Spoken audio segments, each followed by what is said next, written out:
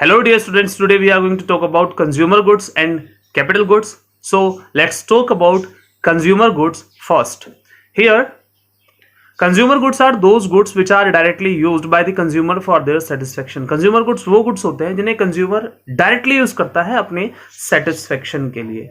हमें जिस चीज़ की ज़रूरत होती है हम उसको परचेज कर लेते हैं. एग्जाम्पल के तौर पर जैसे समर का सीज़न आता है और समर के सीज़न में हमें रिलैक्स रहने के लिए जिन चीज़ों की ज़रूरत होती है, जैसे रेफ्रिजरेटर की ज़रूरत होती है, तो हम उसको परचेज कर लेते हैं. हम इन चीज़ों को परचेज करते हैं अपने खुद के सेटिस्फेक्शन के लिए, अपने सेटिस्फेक्शन के लिए.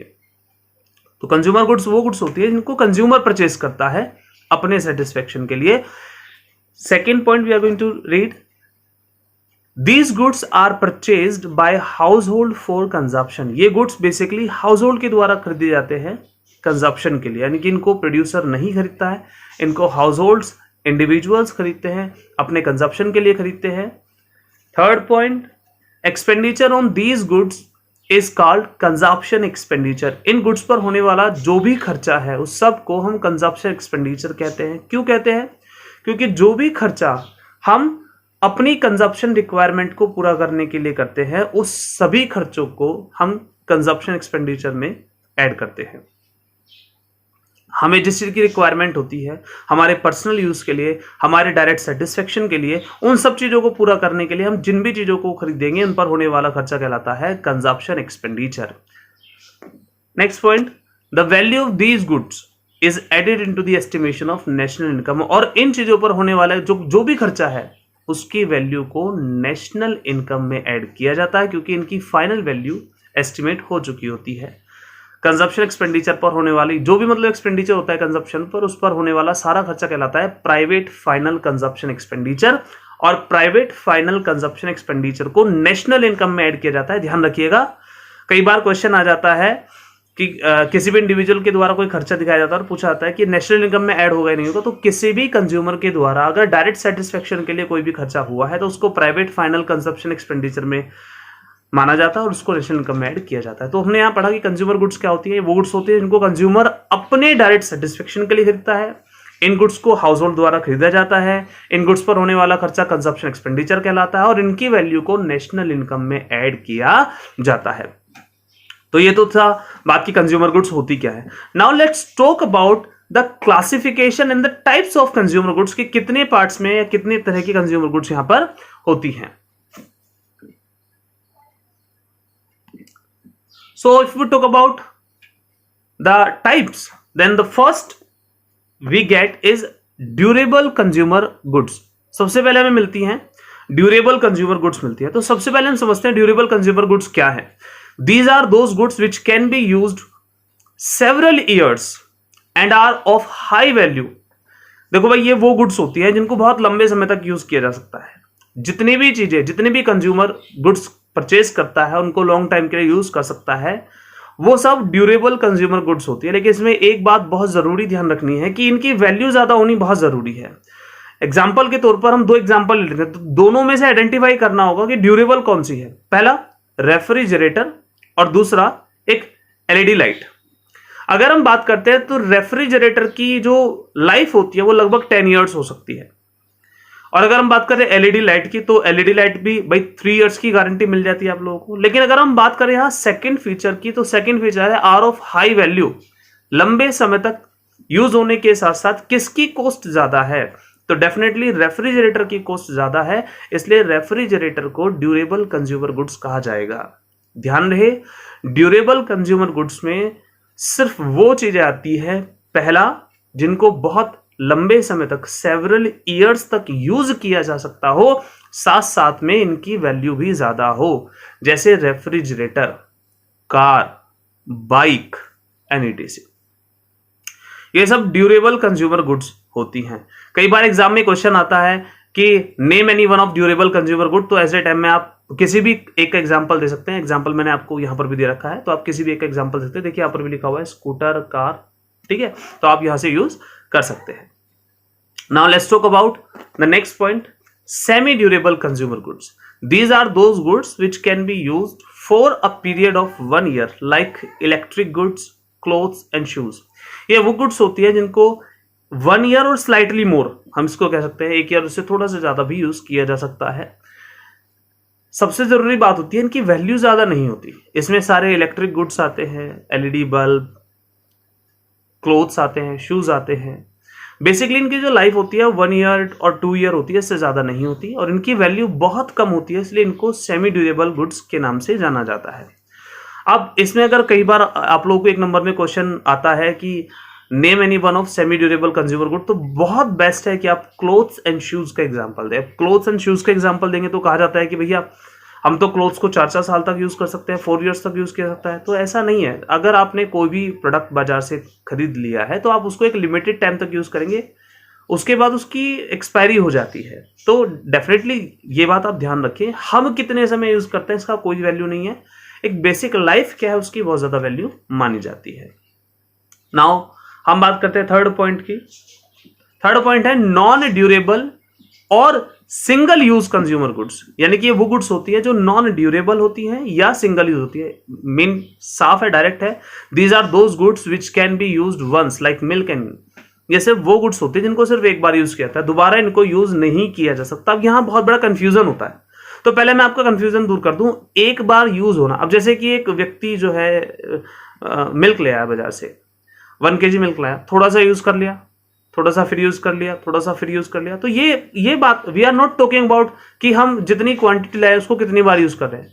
हम बात कर रहे हैं कि जिस क्वांटिटी को यूज किया जा रहा है उसको कितनी बार यूज कर सकते हैं। मान लीजिए आपने 1 कप टी ली और ये 1 कप चाय आपने पी ली, तो जो आपने यूज कर लिया वो नॉन ड्यूरेबल है, क्योंकि उसे आप यूज कर चुके हैं, उसको दोबारा यूज नहीं किया जा सकता। बचा हुआ जो है वो भी नॉन ड्यूरेबल है, क्योंकि जैसे ही आप उसको यूज करेंगे उसको भी दोबारा यूज नहीं किया जा सकता। पेन में जो इंक होती है, अब जब आप पेन से लिखते हैं तो जैसे आप लिखते जाते हैं इंक खत्म होती जाती है। तो जो इंक से आप एक बार लिख चुके हैं, आप उस इंक को दोबारा पेन में नहीं डाल सकते। जो इंक कॉपी पर जा चुकी है आप उस इंक को दोबारा नहीं निकाल सकते, वो इंक यूज हो चुकी है और उसको दोबारा यूज नहीं किया जा सकता। इसलिए सारे जितने भी एडिबल आइटम्स होते हैं, एडिबल आइटम्स जितने भी होते हैं, इन सबको हम नॉन ड्यूरेबल कहते हैं या सिंगल यूज कहते हैं, क्योंकि इनका एक बार में यूज होता है, उसके बाद दोबारा इनको यूज नहीं किया जा सकता। पानी भी इसी का एग्जाम्पल है। आपने जितना पानी पी लिया वो नॉन ड्यूरेबल है, एक बार जो आपने यूज कर लिया उसको दोबारा यूज नहीं किया। शुगर ली आपने, और शुगर लेकर आप जो भी बना रहे हैं आपने उसमें डाल दी, तो जितनी शुगर आपने यूज कर ली अब वो दोबारा काम नहीं आ सकती, इसलिए शुगर को हमने क्या कहा, नॉन ड्यूरेबल कहा। तो ऐसी सारी गुड्स जिनको सिर्फ एक बार यूज किया जा सकता है, दोबारा यूज नहीं किया जा सकता, वो सब नॉन ड्यूरेबल होती है। इसमें फ्रूट्स आते हैं, वेजिटेबल्स आती हैं, ये सब चीजें जो हम एक बार यूज कर लेते हैं उनको दोबारा यूज नहीं कर पाते। अब हम बात करते हैं हमारे नेक्स्ट पॉइंट,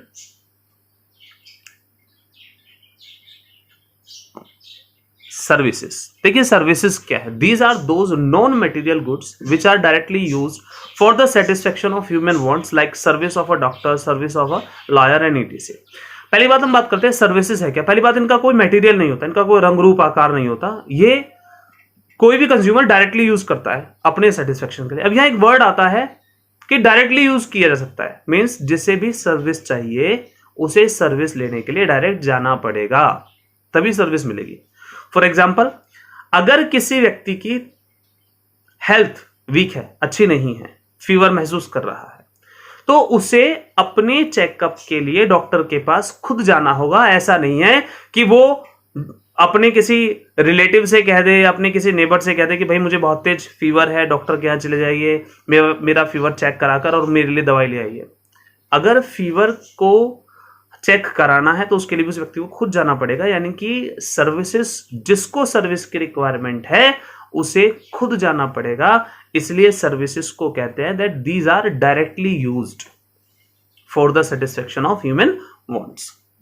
अब अगर आपको गर्मी लगी है और आपको एयर चाहिए, हवा चाहिए, ताजी हवा चाहिए, तो ऐसा तो नहीं है ना कि हम परिवार में से किसी और को कहते कि भाई तू कूलर के सामने बैठ जा, मुझे हवा लगने लगेगी, ऐसा नहीं हो सकता। तो ध्यान रहे, services are non material which are directly use for the satisfaction of human wants, like service of a doctor, service of a teacher and etc। तो हमने पढ़ा कंज्यूमर गुड्स क्या है? कंज्यूमर गुड्स वो गुड्स होते हैं जिनको कंज्यूमर अपने सेटिस्फेक्शन के लिए यूज करता है। ये बेसिकली 4 तरह की होती है, जो हमने 4 प्रकार इसके पढ़े हैं। पहला ड्यूरेबल, जिसको बहुत लंबे समय तक यूज किया जा सकता है और जिसकी वैल्यू ज्यादा होती है। सेमी ड्यूरेबल, जिसको एक लिमिटेड टाइम के लिए यूज किया जा सकता है, 1 ईयर और स्लाइटली मोर। नॉन ड्यूरेबल, जिसको सिर्फ एक बार यूज किया जा सकता है। और सर्विसेज, जिनको हम डायरेक्ट यूज करते हैं अपने सेटिस्फेक्शन के लिए। वही मैंने आपको कंज्यूमर गुड्स में बताया था कि जो कंज्यूमर गुड्स होती है उनको हाउस होल्ड्स खरीदते हैं। कंज्यूमर गुड्स पर होने वाला खर्चा, जो भी खर्चा इस पर करते हैं, उसको कंजप्शन एक्सपेंडिचर कहते हैं। इसकी वैल्यू को नेशनल इनकम में ऐड किया जाता है। तो ये सब टर्म्स हमारे इससे थे। तो अब हम बात करते हैं कैपिटल गुड्स की। तो आइए let's talk about the next topic, that is capital goods. अब पहले हम बात करते हैं कैपिटल गुड्स है क्या। These are those goods which are used in the process of production for several years and are of high value like plant and machinery। ये वो गुड्स होती है जिनको प्रोडक्शन के प्रोसेस में बहुत लंबे समय तक यूज किया जा सकता है और इनकी भी वैल्यू ज्यादा होनी बहुत जरूरी है। इनमें सारी प्लांट एंड मशीनरी आती है। अब यहाँ आपको एक डिफरेंस करना, देखो मैं आपको पहले बता दूं कैपिटल गुड्स के बारे में। कैपिटल गुड्स में वो सारी मशीनरी आती हैं जिनको मनी कमाने के लिए प्रोडक्शन पर्पज में यूज किया जाता है। अब मैं आपको 2 एग्जांपल दे रहा हूं, इन दोनों एग्जांपल से प्लीज आइडेंटिफाई कर लेना कि कैपिटल गुड्स है या कंज्यूमर गुड्स है। ध्यान रखना, एक स्टिचिंग मशीन, जिसको हम सीविंग मशीन भी कहते हैं, कि स्टिचिंग मशीन खरीदी गई हाउस होल्ड के द्वारा, तो अगर हाउस होल्ड खरीद रहा है तो कंज्यूमर गुड है। और अगर उसे ही एक टेलर खरीद रहा है तो कैपिटल गुड है, क्योंकि दोनों के पास यूज अलग अलग है। अगर हाउस होल्ड खरीदता है तो अपने पर्सनल यूज के लिए खरीदेगा, बट अगर टेलर खरीदता है तो उससे पैसा कमाएगा। इसीलिए किसी भी प्रोड्यूसर के द्वारा यदि कोई मशीन खरीदी जाती है तो वो बन जाती है कैपिटल। और सारी मशीनरी जो एक प्रोड्यूसर खरीदता है प्रोडक्शन पर्पज में यूज करने के लिए, उन सभी मशीनों को हम कैपिटल गुड्स कहते हैं। क्लियर हो गई? वही हम एग्जांपल ले सकते हैं जूसर मिक्सचर का। नॉर्मल एग्जांपल है, समझना। हाउस होल्ड ने खरीदा अपने पर्सनल यूज के लिए तो क्या हो गया? हाउस होल्ड ने खरीदा तो कंज्यूमर गुड्स। और अगर यही एक जूसर सेलर ने खरीदा तो क्या बन जाएगा? कैपिटल गुड बन जाएगा। तो बस प्लीज ध्यान रखना, अगर किसी मशीन को प्रोडक्शन पर्पस के लिए खरीदा जा रहा है, मनी अर्निंग के लिए खरीदा जा रहा है तो कैपिटल गुड्स, और अगर हाउस होल्ड के द्वारा खरीदा जा रहा है तो consumer goods. Now next point के बारे में बात करते हैं। These goods are purchased by producer for production। ये गुड्स प्रोड्यूसर खरीदता है प्रोडक्शन के लिए, और कंज्यूमर गुड्स कौन खरीदता था? हाउस होल्ड खरीदता था। यानी कि कैपिटल गुड्स प्रोड्यूसर्स के द्वारा खरीदी जाती है, जबकि कंज्यूमर गुड्स कंज्यूमर के द्वारा खरीदी जाती है। ये बात ध्यान रखना बहुत जरूरी है। Expenditure on these goods is called investment expenditure. जितना भी खर्चा कैपिटल गुड्स पर होता है उसको इन्वेस्टमेंट कहते हैं, और जितना भी खर्चा कंज्यूमर गुड्स पर होता है उसको कंजप्शन एक्सपेंडिचर कहते हैं। ध्यान रखना, क्योंकि एक प्रोड्यूसर जब किसी मशीन को खरीदता है तो वो मशीन कैपिटल बन जाती है, और उस कैपिटल पर लगने वाला पैसा इन्वेस्टमेंट है, क्योंकि उस पैसे को प्रोड्यूसर धीरे धीरे धीरे अर्न करता है। ठीक है, next point, the value of these goods is added into the estimation of national income. इन गुड्स की वैल्यू को नेशनल इनकम में ऐड किया जाता है। ध्यान रहे, इन्वेस्टमेंट एक्सपेंडिचर हो तो भी नेशनल इनकम में ऐड करेंगे, और कंजप्शन एक्सपेंडिचर हो तो भी नेशनल इनकम में ऐड करेंगे। यानी कि दोनों एक्सपेंडिचर को नेशनल इनकम में ऐड करना है। क्वेश्चन आता है, आप machine purchase by house hold national income में ऐड होगी नहीं होगी? बिल्कुल होगी, क्योंकि इस पर होने वाला खर्चा कहलाएगा कंजप्शन एक्सपेंडिचर। और अ machine purchase by a producer add होगी नहीं होगी? बिल्कुल होगी, क्योंकि इस पर होने वाला खर्चा कहलाएगा इन्वेस्टमेंट एक्सपेंडिचर। नाउ तो कैपिटल गुड्स भी हो गया और कंज्यूमर गुड्स भी हो गया। अब एक क्वेश्चन आता है, बहुत अच्छा क्वेश्चन है। ये कहा जाता है दैट हम बात करते हैं कैपिटल गुड्स की, तो कैपिटल गुड्स के साथ साथ हमें एक चीज समझनी है प्रोड्यूसर गुड्स के बारे में, कि प्रोड्यूसर गुड्स क्या होती है। देखो मैं आपको बता दूं, दरअसल एक प्रोड्यूसर 2 तरह की गुड्स यूज करता है। एक मशीनें, जिनको हम कहते हैं कैपिटल, और एक प्रोड्यूसर यूज करता है रॉ मटेरियल, क्योंकि उसके पास दोनों चीजों का होना बहुत जरूरी है। भाई जूस बनाने के लिए सिर्फ जूसर की जरूरत नहीं है, बल्कि फ्रूट्स की भी जरूरत है। इसी प्रकार से किसी चीज को स्टिच करने के लिए हमें क्लॉथ भी चाहिए और मशीन भी चाहिए। तो हमें जो भी मटेरियल बनाना है, उस मटेरियल को बनाने के लिए 2 चीज की रिक्वायरमेंट होती है, मशीन प्लस रॉ मटेरियल। तो एक प्रोड्यूसर के पास दो तरह के गुड्स होते हैं, एक तो होती है मशीन और एक होते हैं रॉ मटेरियल। तो अगर मैं बात करूं टाइप्स ऑफ प्रोड्यूसर गुड्स की, तो there are two types of producer goods. The first capital goods, all machines and plants, and the second raw material used in the process of production. ना दोनों में क्या डिफरेंस है?